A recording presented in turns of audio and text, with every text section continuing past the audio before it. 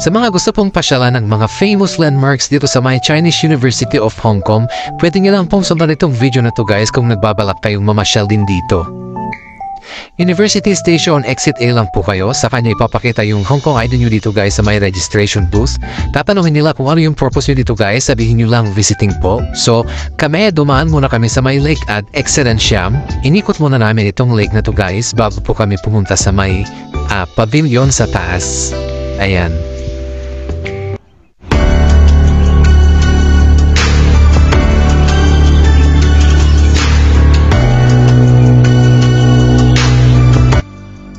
Papunta na po tayo sa may sakayan ng school bus, paakyat sa may Pavilion of Harmony guys. So nasa tabi lang siya ng entrance, right side banda. Ayan.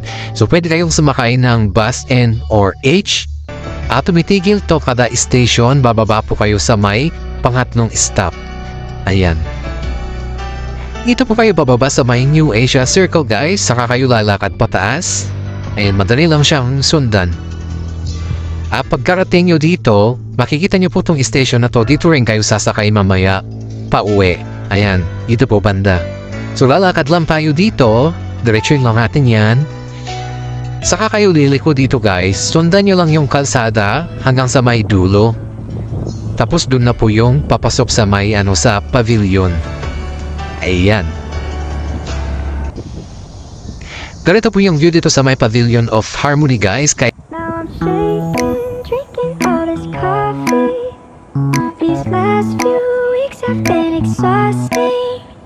I'm lost in my imagination, and there's one thing that I need from you. Can you come through?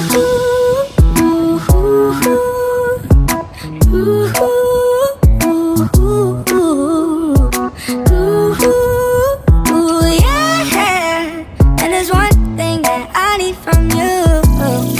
Can you come through? I might lose my mind, waking when the sun's down, riding all these highs, waiting for the calm down. Walk these streets with me, I'm doing decently, just glad that I can breathe. Yeah, I'm trying to realize it's alright to not be fine on your own.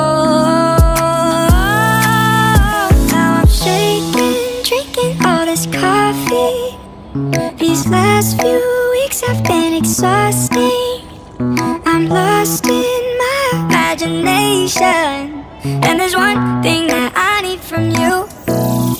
Can you come?